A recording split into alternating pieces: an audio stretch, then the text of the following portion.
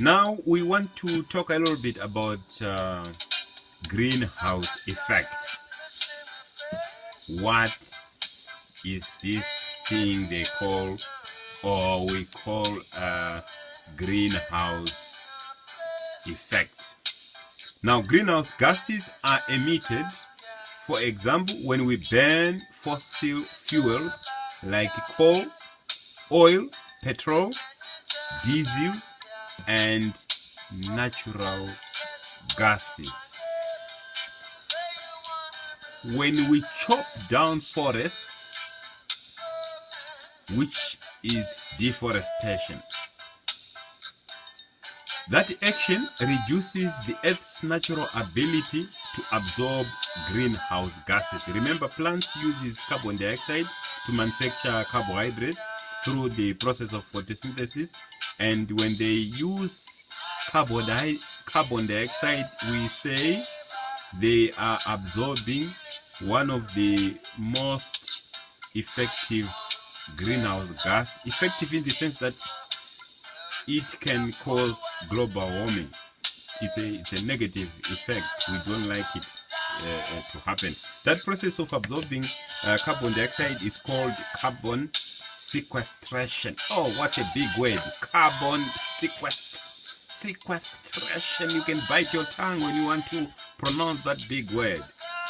But if we do nothing, by 2100 or 2100, we are in 2030, and in 2100 or 2100, coastal regions will experience a rise in temperature of between 3 and 4 degrees Celsius.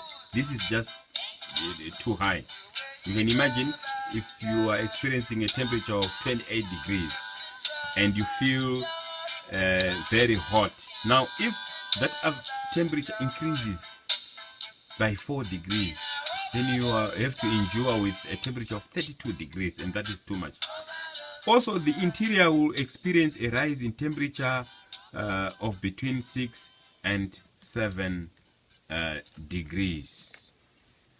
So what this means is that climate change will have a serious impact on biodiversity. Another big word or big concept there. Commercial forestry is vulnerable because of increased frequency of wildfires and decreasing availability of water in the southwest of South Africa. And the research has shown that this is happening, and it's something that is not to be entertained. We need to reverse it. We also have increase in diseases such as cholera, which is associated with extreme weather events, especially floods or even droughts. In some situations, if there is no water, then it's very easy for people to have problems with diseases like cholera. More extreme weather events such as flooding, fire, storms, and droughts are some of the things that we have to grapple with as a result of this phenomenon, colossal phenomenon, which we call climate change. We have been experiencing a lot of these extreme weather events. For example, there have been a lot of flood events from 1985 to 2002, especially in the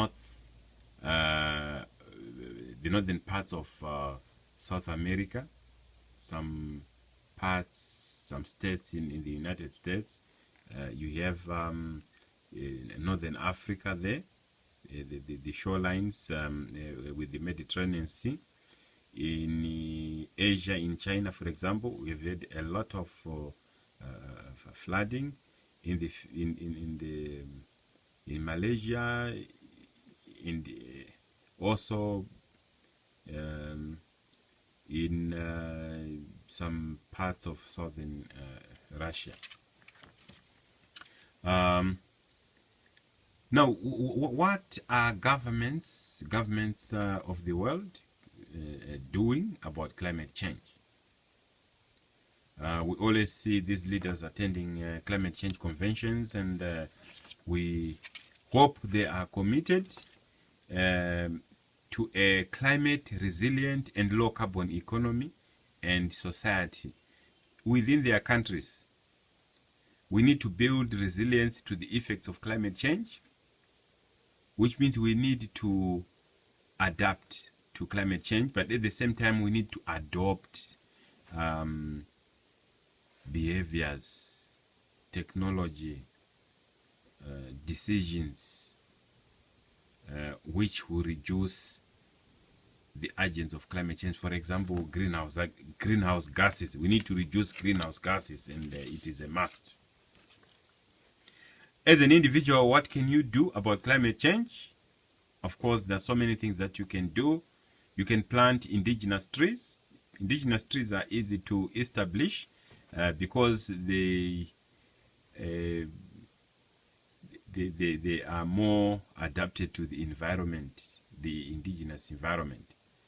Now, trees are very, very important because they will absorb carbon dioxide from the air and use it as their energy source in producing oxygen and also glucose. And then the oxygen that the trees will produce, we need it as the animals to breathe. Now, we also need to deal with any material that can exacerbate, that can worsen this problem of climate change, the phenomenon. For example, we need to implement the 3 R's. We need to reduce using non-biodegradable materials like plastics. The other R is that we need to recycle. Instead of throwing away a lot of these non-biodegradable materials, even the biodegradable, for example, paper, we need to recycle. So that's the second R. The first one was we need to reduce, and the second one is we need to recycle. And now, what is the third R?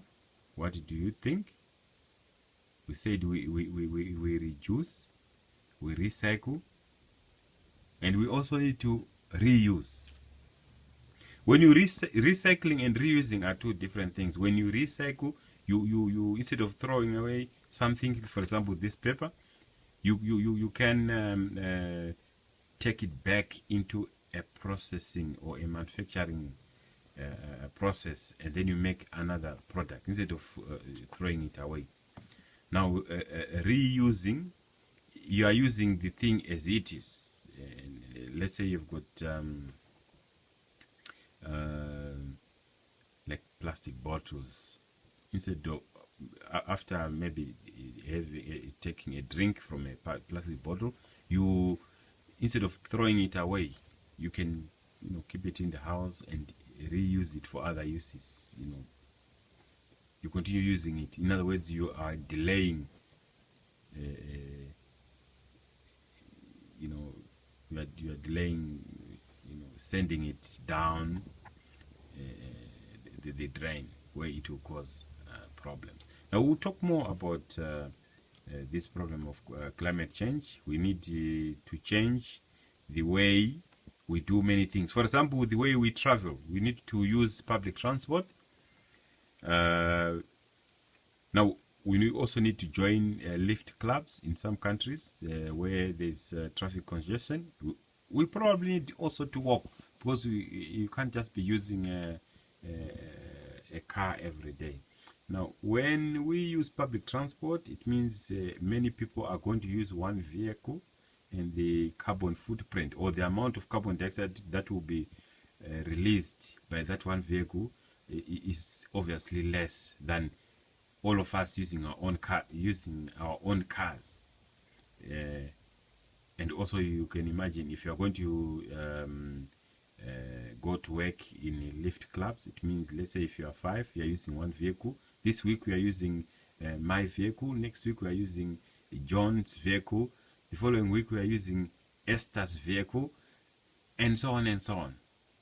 And instead of, if we are 5, instead of using 5 cars in one day, we use only one, which means our carbon footprint or our contribution of carbon to the atmosphere as carbon dioxide, which is a greenhouse gas, is actually reduced 5 times. You can imagine the impact, and this is very, very important. Lastly, I just want to emphasize one thing. When we do all these things to reduce, say, greenhouse gas emissions, what we are trying to do is to make sure that we are not guilty of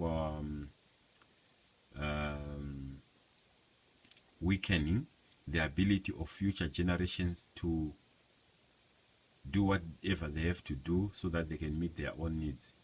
At the same time, we also need to make sure that whatever we do, it doesn't compromise our own present ability to be able to meet our own needs. Now, the combination of us and the future generation, in as far as not weakening or not tampering with the abilities to meet needs, our present needs and the needs of the future generations, that this is where the whole issue of sustainability comes in. A sustainable development or a sustainable activity or sustainable action is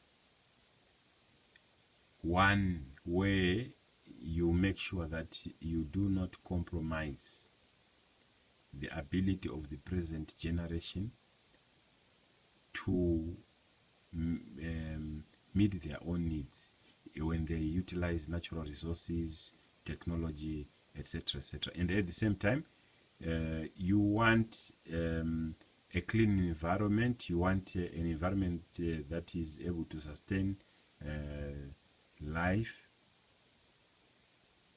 to be something that occurs in perpetuity, which means future generations also need to be safeguarded now. Otherwise, history will judge us. If our forefathers did not do any justice to us by hunting all the animals down and eating them, cutting down trees, and if all these climate change effects which are affecting us now are as a result of the activities of our forefathers, then it means our forefathers were not sustainable in their actions, in their activities, in their behavior, in their cultural way of doing things. And we should not do that for ourselves and also for the future generations. Thank you very much.